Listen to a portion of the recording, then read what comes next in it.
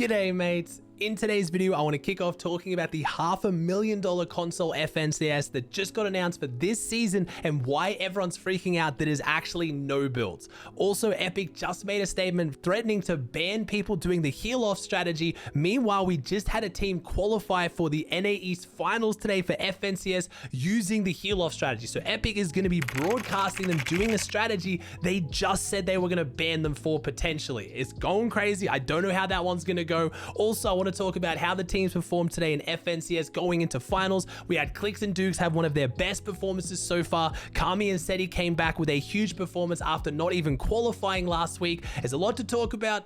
Let's just jump into it. Let's kick off talking about exactly what's going on with the $500,000 Console Champions Cup this season and why people are saying it is no build. So we had a tweet come out today from iFireMonkey saying Console Champions Cup, 0 build duos, 0 build mode. Compete for an opportunity to earn a share of the $250,000 prize pool. This tournament will be played over 4 rounds with the top teams advancing each round, full rules and details. Now that link doesn't actually go anywhere. It looks like it's just been leaked at this point, but that had everyone freaking out that the one console tournament a season that is all of console, not just PlayStation, Xbox, all that, was gonna be no build. But don't freak out. This is a good thing because there is another regular Champion Console Cup with building 4 duos that also has a $250,000 prize pool. So combined, there is a $500,000 prize pool this season for console. So no, you didn't lose the prize pool going from no build. You gained the no build prize pool. They didn't take it away from building. So this is very, very exciting for console players. And I know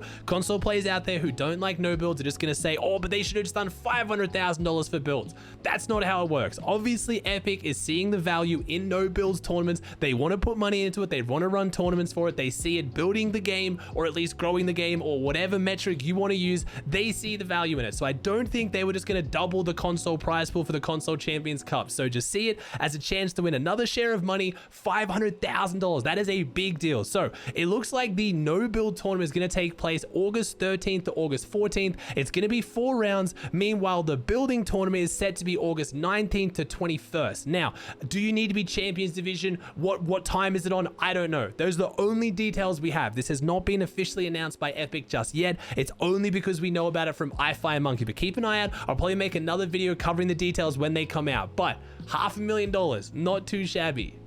Let's move on to talking about what's going on with the tweet we got from Fortnite Competitive a couple days ago. They tweeted out a reminder for our competitors: intentionally exploiting a game function, e.g. an in-game bug or glitch in a manner not intended by Epic in order to gain a competitive advantage is against our rules laid out in 8.2 of all rule sets. They post the rules. Now, that's a very vague tweet to make out of nowhere, and a lot of people confused as to what they were referring to. I ended up responding to it saying any info as to what this is referring to seems targeted, and most people in the comments and in my replies said the same thing. They believe it's targeted at the heal off strategy. Now, if you haven't kept up to date, I've made a whole bunch of videos in the past about heal off. Epic has made it very, very clear they don't support and they don't want the heal off strategy. Now, what I believe this tweet is specifically referring to is the fact that the heal off strategy now uses reboots to get around storm sickness. So they reboot their teammate, that negates storm sickness, and that is allowing them to do the heal off strategy and still win games even in competitive lobbies. Now, we've talked about this all before. We have had arguments over whether, no heal off should be in the game, whether they should not be in the game. If you want to let me know your opinion, let me know in the comments down below. Do you think it's a fair and balanced mechanic? Do you think it's them just, outsmarting the game and playing it differently? Or do you think it should be against the rules and it should be taken out? I am genuinely curious because this always kind of goes backwards and forwards. Now, the reason why I'm talking about it though, not only did Epic make that tweet, making it sound like they could potentially start banning people for doing heal off. That's how I read that tweet. They're trying to make a threat, but as always, Epic's communication isn't great. I would have rather them just come out and made a specific statement towards the heal off strategy, but it is what it is. The reason why I'm talking about it today though is because this has had a major impact on FNCS. Going into NA East round 4 tomorrow, the final round of qualifier 2, we have a heal off team coming in 13th. They got 125 points, and if you look at the match history, you might see the issue here. They won every single game that they didn't leave. So it looks like as if they get an unfavorable zone, they leave the game. If they get a favorable zone, they have a 100% win rate. First, first. They won 5 of their 8 games played, only having to leave 3 of them, which is insane. They are now going to be playing in the set lobby finals. Now, also 51st, that just missed out on qualifying, are also heal off stratas. We had a lot of people doing the heal off, and the reason why people have gotten especially triggered about this today is because these 2 teams are the reason why Scoped and Visuals, obviously Scope being a very big name in the competitive scene, have not qualified for finals. So it's going to be interesting to see what Epic does tomorrow. Not because of Scope trying to get him into the finals, I don't know what's going to happen there, but Epic has now made a tweet saying that they don't agree with heal off. They have actually put an entire mechanic in the game, which is Storm Sickness, to stop the heal off. They've done multiple changes in the past around campfires, around small fries, all in an attempt to get rid of heal off, but now in the finals tomorrow of a tournament, they are broadcasting on their official channels. They are going to have to cover or at least address that a team is probably going to be trying to do the heal off strategy. I don't think they can do the strategy that works the best where they're jumping around the mushrooms in the new tree area, but they are going to be trying to do it, I'm guessing, somewhere on the map, and Epic is going to have to address it. Are you or are you not okay with this mechanic? Because you can't ignore it anymore. You're going to be broadcasting it. It's going to be quite interesting to see. I've said everything I need to say or want to say about the heal off strategies. I don't really want to cover it anymore, only because people get super triggered on either side of it, and I'm just sick of my comment sections just turning into giant just dumpster fires of people arguing. So I'm not going to address whether I agree or disagree with it. Right now, they're doing it with the things at their disposal, but Epic has also said they don't want them doing it. So I guess we'll see who's going to win in the end. So far, I'm going to have to chalk this one up to the heal off stratas have beat Epic yet again. Like, it's got to be like 5-0 at this point. Like, Epic cannot stop them.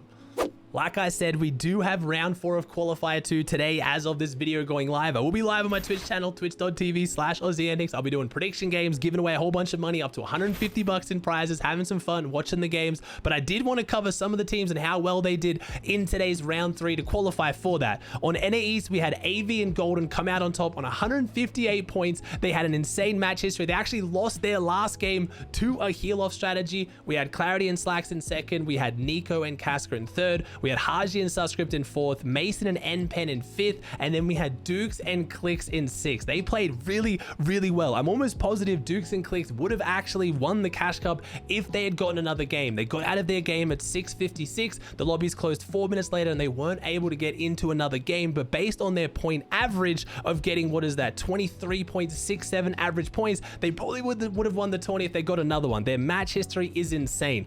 5 Elim 4th, 8 Elim 1st, 3 Elim 8th, 2 Elim 3rd, 8 Elim 3rd, and a 3 Elim 6th. Just insanely consistent. Again, it has a lot of the Clicks fans gassed coming into tomorrow for the set lobbies. Last week, they got a bit unlucky. They started getting contested. There was a whole bunch of drama. We'll see how they can go, because until they started getting contested, they were top 10. They're actually 8th place. So there is a chance we could see Clicks going straight through to grand finals tomorrow. I'm not too sure. We'll see. We had Threads and Macwood in 7th, Kaz and Hoofish in 8th, Rituals and TK in 9th, User Skittles in 10th. I'm not going to run the whole top 50, but it's a pretty stacked finals for NA East today. Also swinging over to EU, we had Kami and Seti take out the top spot in 155 points, which I find really interesting, seeing as they didn't even qualify out of round 3 last week, just showing that even the best teams can have a bad performance. And when everyone starts freaking out, oh my god, what is Kami and Seti doing wrong? They're not looking as good as they used to. Well, they just had an off day, as they've proven by winning next week's round 3. We also had JJ2 and Aware. Now, I don't know if this is true. I've been told that JJ2 actually plays on 60 hertz, which I just don't want to believe. There's no way this guy is this insane on 60 hertz. That would be ridiculous. Maybe he is, I don't know, but big shout out to them. We had No Surprise, Tripburn and Thomas in 3rd, Andalex and Snazy in 4th, Vidil, Janice in 5th. Again, also not qualifying last week out of round 3. So 2 of the big teams that didn't even make it out of round 3 last week have now gotten top 5. Just insane turnarounds for them. We had Splash and Older, Stormy Ride and Default. I love seeing Stormy Ride back on top after a rough season last season. Whole bunch went wrong for him last season. Obviously, way more in his mind than just Fortnite at that point. We had Podesai and X Sweezy in 8th, Pink and Anas in 9th, and then Pixel and Paxian in 10th. Now, I would love to cover NA West, but it's going on as of right now. I just finished a 10-hour stream. I can't wait to record this video before I go home and sleep, so we'll have to see how NA West goes. As of me recording this video, Typical Gamer and Quinn are in qual range, and so is Fax and Saf. So I really hope we have them in the finals today. Alright guys, that does it for another video. I hope you enjoyed. If you did, please chuck a like on it, subscribe to the channel if you haven't, and I'll see you in the next one.